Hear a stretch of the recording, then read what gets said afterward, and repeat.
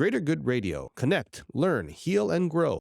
I am contemplating taking a position as CEO of a major land development in South Kona. And at the time, very controversial. It was in court, front page of the Kona newspaper every week. And the owners, who were out of Japan and Arizona and a bank in Scotland, were in a predicament and had recruited me and made this job offer. I sought the advice of a woman that I have tremendous respect for.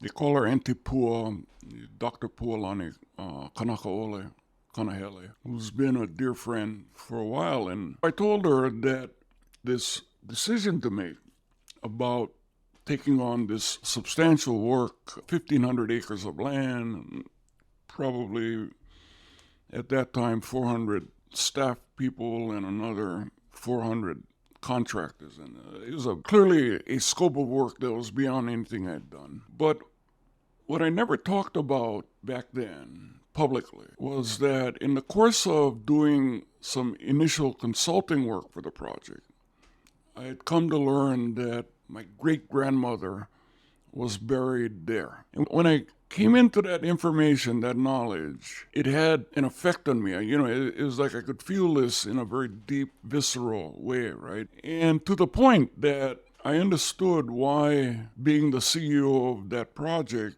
would enable me to care for that family burial site, but also to care for, all of the sites that were deemed important or sacred, culturally to Native Hawaiians. And that was part of the lawsuit as well, right? So I happened to be explaining this to Pua. She paused and she said, Kohoʻia. The word wasn't familiar to me at all, right?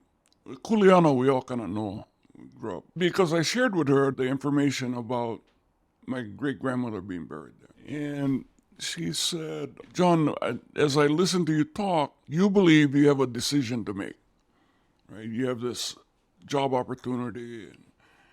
And so on the surface, you believe that you have a choice to make. And Kohoʻia, underneath the surface, the decision has already been made. And basically, you're being called into this work. And when she said that, it's kind of, the feeling I got was like there had been some chiropractic work, right? That all of a sudden, that in sharing that value and that quality kind of aligned my spine better, right? Is what I felt. And then it became, the focus, right, was to make that happen. And so I served for 12 years there. If you resonate with Greater Good Radio, please join our community at www.greatergoodradio.com, where you can get access to exclusive content and offerings. Hope to see you soon.